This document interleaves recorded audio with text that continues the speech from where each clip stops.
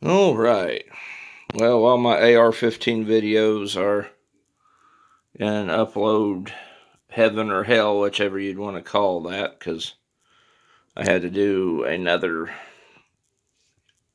clip champ on my other computer. Wouldn't let me do what I needed to do. I have to download another video editor, so I'm stuck in a bind. But I figured while it was doing that, I would do a video on my M1A Loaded. Because last month on the 16th was the 10-year anniversary of me owning the M14 or M1A Loaded, but it's M14. I know some people would get mad at me calling it the M14, but really, in all actuality, it is an M14. It just doesn't have, um, full auto capability. But spec for spec, part for part, it's if you were to put this on the table, completely disassembled next to a full auto M14, like military M14, most people wouldn't be able to tell the difference. But yes, I have owned this puppy for 10 years. I bought him on September 16th, 2015. It was my first semi-auto anything. I had this before I had the AR-15s and the AKs. My world into mag-fed semi-automatics, gas-operated, was the M14 platform, M1A platform. And boy, I've been I've been through thick and thin with this beauty. I still love her just as much as the day I bought her. Of course, this isn't the original configuration. For the folks who have been with me since I started, they can tell you that I have modified this outfit quite a bit since when I first got it. It used to have a synthetic stock. It was I camoed it up. In fact, I have it over here. And do a little movement over here. Hopefully I don't knock it over. If this falls over, I'm going to fall over with it and have a stroke. But let me get in here real quick. See if I can get in here.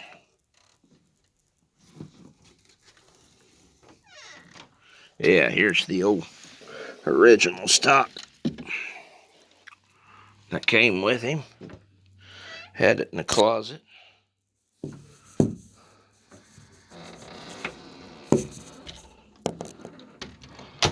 Sorry for the B-roll there.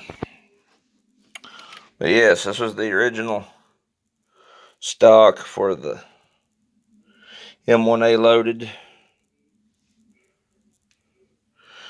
Black synthetic, and I painted the M81 Woodland in 2017. That's the one that I spent most of the time with it.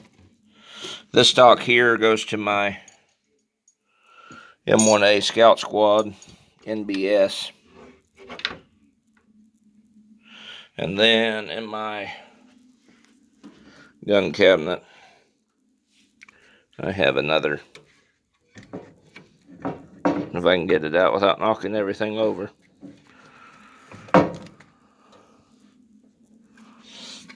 I have another wood stock here that I bought off of eBay for an M14. Might be for a build in the future one day. Get a Fulton Armory M14, we'll have to wait and see. But I've got it here. So I got potential for 3 more M1As, basically. Anywho, let me get back over here. I've already kind of went off the rails a little bit. Just figured I'd show the original stock it came in. But yeah, I've had this rifle for 10 years now, and it has not let me down. I've killed a lot of deer with it. The antlers there on the wall are from one that I killed 2018, I do believe. That was that one that I had a photo with. And it has not let me down, and it is a very accurate, reliable rifle. If I had to guess a round count, it's been, oh my, a couple years since I've shot this. I am afraid to say. Was a time when I would get out and just shoot this. This was the only rifle I would shoot. This in the 7.65 Mauser. Oh man, that feels like an eternity ago. It's only been 10 years, but it feels, oh man, to me that feels like 5 centuries. I blame the pandemic for that, 2020. But yeah, let me turn him around here on the other side, if he will pivot. Like I said, if this thing falls, if she falls over in the floor, I'm falling over with her, because get the other side there. Round count, I'm getting off track again. Round count, I'd say I've probably had about, let's just say 2,000 rounds, just to be safe. Even though I haven't shot it a whole lot here recently. I've had other guns come into the fold that I've been playing with and getting working well. Last thing I did was sighted this Vortex optic in. I added a bolt release, an extended bolt release on the side. I do believe it is a Smith Enterprise.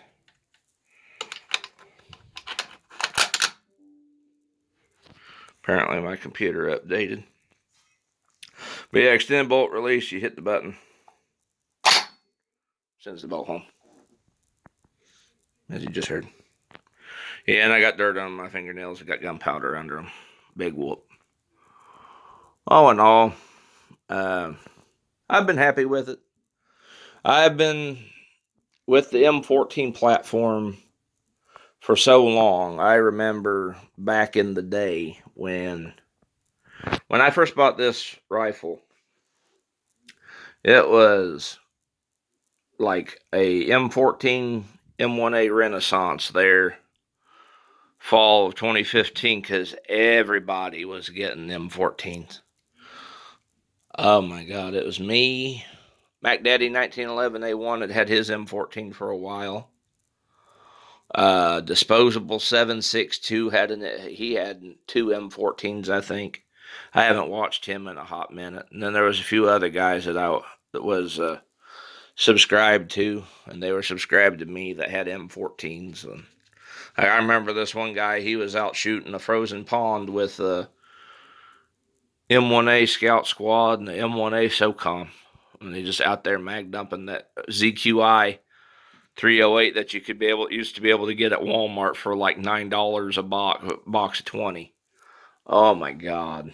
I think I still have a few boxes of ZQI. They're probably not full. I know I got a few rounds in a magazine for the M14 in there.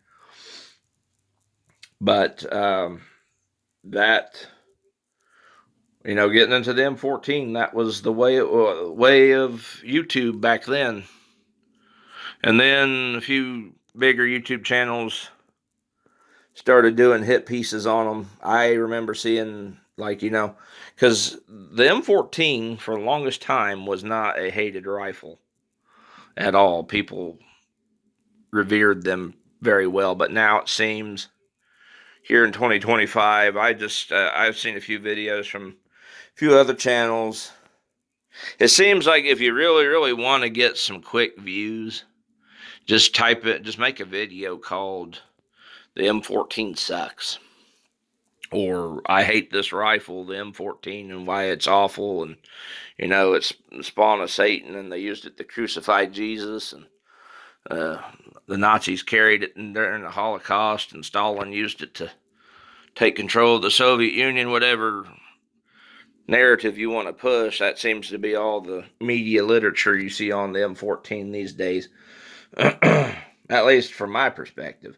I've been focusing on other firearms, like I said, and haven't really been doing a whole lot with my M14s as of late, but I will never disparage them because I know what they can do.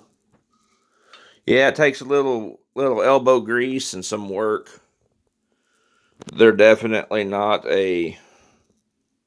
um, they're not an AR-15 or an AR-10. That's for sure. I can owning an AR-10 now myself. I can definitely say the AR-10 is way more forgiving on the brand of ammunition you use, accuracy wise. And I can see, having owned the M14 for as long as I have, I have two of them. I've worked with them. I've got them to shoot really good. A lot of it comes down to bullet weight selection and brand that I've noticed. Like this M14, for example, its sweet spot, like for really good accuracy, is between 150 to 168 grain, with 155 in some brands being like the great. That's the one that you like 155 grain bullet. You're getting somewhere with that. And then my smaller M14 being an 18-inch rifle, it prefers a little bit heavier bullets, like 168 grain will do really, really good without very much work or, ammo selection needing to be prioritized, because I shot some of that atomic 308 through it. Last time I had it out, and it grouped that shit real good. My AR-10 likes atomic 308 as well. I haven't shot atomic through this one yet. I'm sure it would like it. And this one likes 168 grain bullets. I've killed a lot of deer with 168 grain bullets and gotten really good accuracy with it. But I've noticed over the last few times I got him out and played with him, I was using some 155 grains with him, and he really liked that. So, a lot of the M14 is practicing and getting out and learning what it likes to shoot. And I will also say that the upgrades I've done to it, this wood stock in particular, I bought this wood stock off of eBay. I kind of think this is an M21 profile stock, because the back end here where your hand goes is a lot beefier than, say, any three of those down there.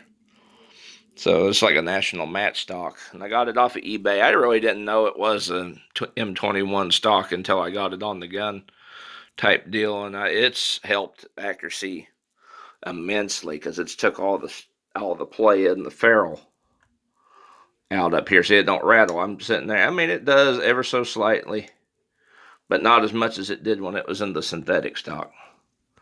And part of me kind of thinks if I were to have done it all over again, to start from the word go, I would have probably went with a wood stock for the M1A Loaded, because it seems like it prefers that over synthetic. But all in all, 10 years of ownership, I don't disparage it. I love it. That's my first semi-auto rifle, high-powered 308. A lot of memories with this puppy. A lot of trips out to the woods and going out shooting with friends and destroying targets and dropping deer. Oh my. But yeah, I will never be in the corner of hating the M14. Like I said, I've had this one for 10 years. I've had the Scout Squad for 3. Nothing wrong with them. And I understand, they're not everybody's cup of tea. It just seems like, compared to when I bought it to now, is a total reversal of opinion on the M14. But I guess that kind of gives them some character in a way. Well, anyway, this has been my 10-year video. It's not as glamorous as I would have wanted it to have been, but at the same time, time only lets you do so much. You only get 3 days off after 4 days on. And you got to choose your battles wisely, and a lot of it's recovering from what I do at work, and I don't live here primarily anymore. And that's just life, you know. I mean, life gets in the way, and you got other responsibilities and priorities that take take precedent over, you know, shooting targets and having fun. So, all in due time, I will get him back out and, you know, practice him up and see where I was with him last. That will happen, and I will film it when I do. Well, anyway, guys, this has been Pliskin by 51mm, and I will catch you guys all in the next video. Peace. Hell yeah.